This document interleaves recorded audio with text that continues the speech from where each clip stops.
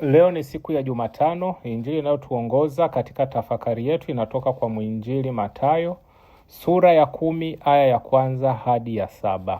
Wapendwa katika Kristo, katika injili ya leo tumesikia Bwana wetu Yesu Kristo akiwaita wanafunzi wake 12. Anawapa mamlaka juu ya pepo wachafu na uwezo wa kuponya magonjwa na udhaifu wa kila namna.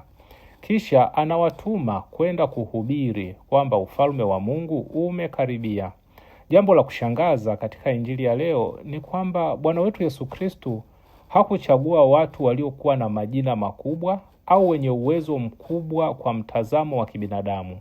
Aliwachagua watu wa kawaida, wavuvi, watoza ushuru na watu waliokuwa na historia na udhaifu wao mbalimbali. Lakini Yesu aliwaona kwa jicho tofauti. Aliwaona si kwa kile walichokuwa nacho, bali kwa kile Mungu angeweza kufanya kupitia wao.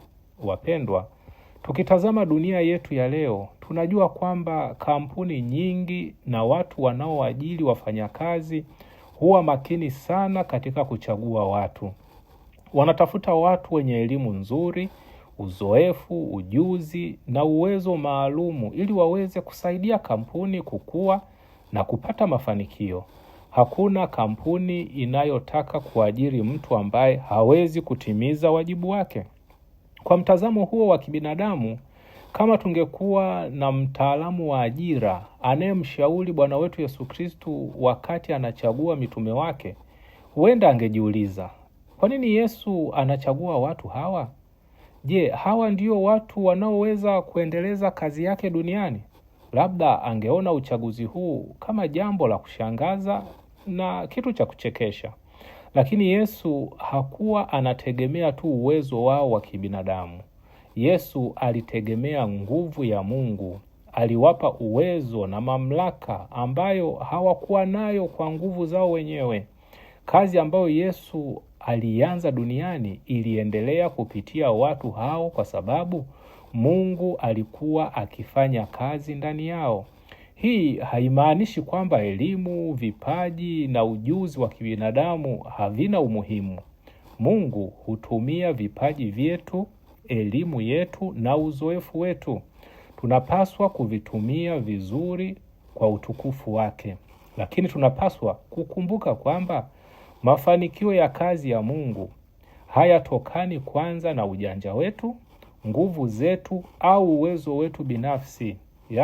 Yanatokana na neema na nguvu ya Mungu anayefanya kazi ndani mwetu. Mtume Paulo anatukumbusha katika maisha yake kwamba Mungu huchagua vyombo dhaifu ili kuonyesha ukuu na nguvu zake. Wakati mwingine Mungu anawachagua wale ambao dunia haiwaoni kuwa bora ili kuonyesha kwamba kazi yake inaongozwa na yeye mwenyewe.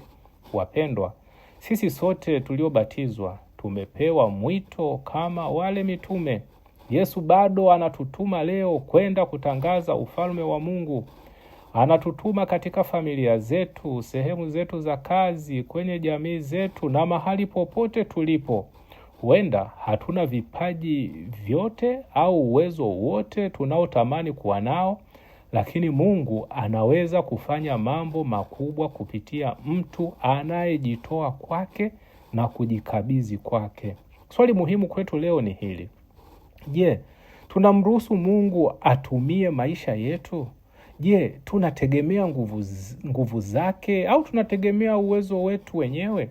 Tunapoitikia wito wa Bwana wetu Yesu Kristo kwa unyenyekevu, yeye hutupa kile tunachohitaji ili kutimiza kazi yake. Kazi ya Mungu inaendelea duniani si kwa sababu ya ukamilifu wa wanadamu, bali kwa sababu Mungu anaendelea kufanya kazi kupitia watu wake. Basi leo tuombe neema ya kuwa vyombo vyake viaminifu, ili kupitia maisha yetu wengine waweze kuona upendo na uwepo wa Mwenyezi Mungu. Akubariki na kukulinda Mungu Mwenyezi, Baba na Mwana na Roho Mtakatifu. Amina.